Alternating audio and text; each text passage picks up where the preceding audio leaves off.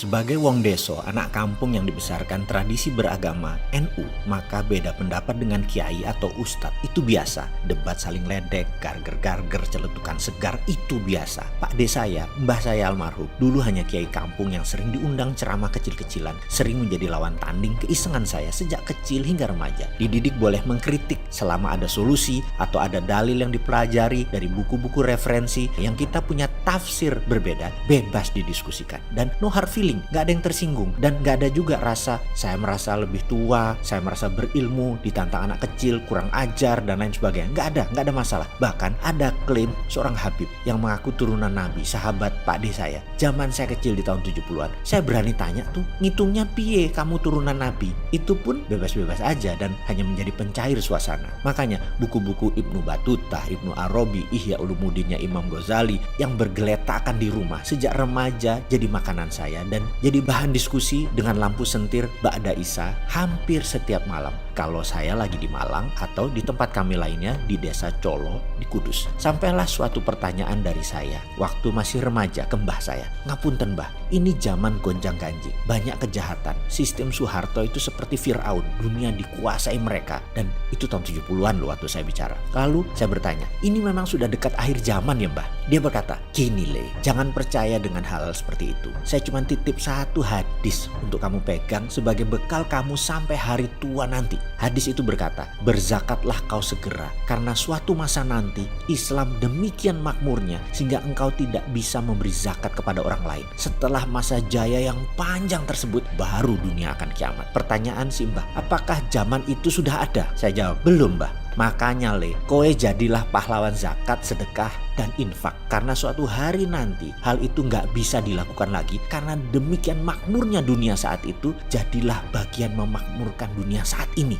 Ini alasan yang menjadi platform berpikir bawah sadar saya membangun Rumah Yatim Indonesia 24 tahun yang lalu. Dan saya baru sadari di kemudian hari tentang pemikiran tersebut. Saya walaupun kecil-kecilan ingin menjadi pahlawan zakat, infak, dan sodako. Inilah yang juga mendasari lahirnya digital currency Sironium 2 tahun yang lalu. Di bawah sadar saya terus menggelora bahwa dunia akan makmur, sangat makmur, hingga harus ada sistem yang kuat untuk menjadi patokan terhadap mata uang. Gak bisa dolar yang berbasis angin yang sejak tahun 71 bulan Agustus hari Amerika menyatakan dolar tidak diprint pakai underlying emas lagi, dan tidak ada satupun dunia ini yang men-challenge pernyataan tersebut. Bahkan saking saktinya semua dosen ilmu ekonomi, para ekonom dunia, bahkan pejabat negara menganggap dolar adalah mata uang dunia yang wajib dimiliki sebelum kita memprint uang atau mengedarkan mata uang di negara sendiri. Lah geblek pemahaman seperti itu. Kalau kalian mempercayai cetak uang akan inflasi karena tidak ada dolar, Anda kemakan doktrin agama ekonomi Keynesian yang gak ada bukti kenabiannya. Bahkan Keynesian di akhir hayatnya bertobat, namun buku dan pelajarannya menjadi tidak boleh beredar karena bisa merusak seluruh pelajaran ekonomi para profesor guru besar ekonomi, terutama ilmu ekonomi kampus-kampus kenamaan dunia yang memang tujuannya adalah false knowledge, pengetahuan yang salah agar dunia hanya dikuasai oleh segelintir orang saja. Ilmu yang beredar beda dengan ilmu yang dipraktekkan di negara-negara Amerika, Cina, Jerman zaman Hitler, Jepang setelah Perang Dunia Kedua. Saya katakan, negara beda dengan pemerintahan. Pemerintahan bisa ganti orang,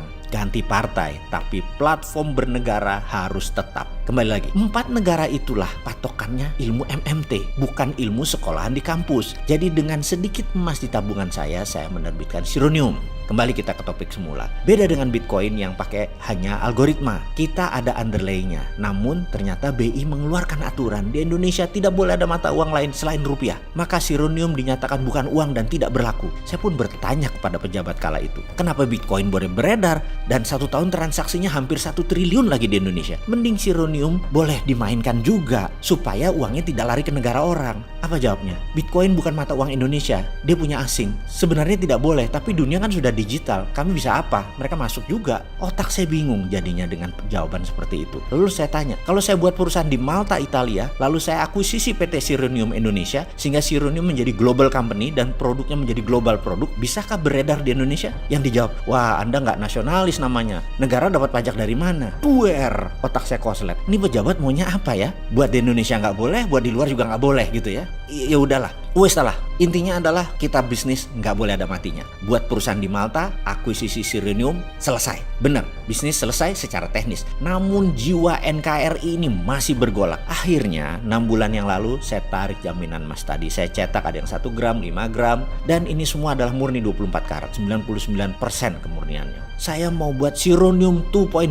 Saya mau bertransformasi. Nama baru, aturan main baru, ijab kabulnya jual beli. Sehingga simple dan jelas. Ilustrasinya begini. Anda misalnya membeli 5 gram emas. Katakan harga 1 gram emas 1 juta rupiah. Anda store 5 juta. Emas Anda tadi Anda simpan. Betul ya? Lalu suatu hari kalau Anda butuh uang, Anda jual. Uang tersebut Anda buat belanja. Nah, kita punya aplikasi solusi untuk itu. Emas tadi titipkan di aplikasi. Maka di balance sheet Anda tadi 5 juta. Minus selisih jual beli kita. Kurang lebih ya. Katakan 4.980.000.